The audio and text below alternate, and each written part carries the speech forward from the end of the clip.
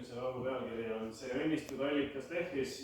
Laul räägib Simsoni loost piiblis, kus Simson oli võidu saavutanud, Jumal oli andnud talle võidu ja peale võitu ta küsis Jumala käest, et miks sa andsid mulle selle võidu, aga nüüd lased mul janusse surra siia kõrbe. Ja Jumal andis talle allika sealsamas.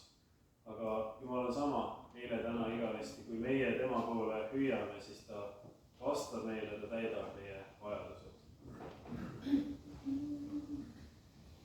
See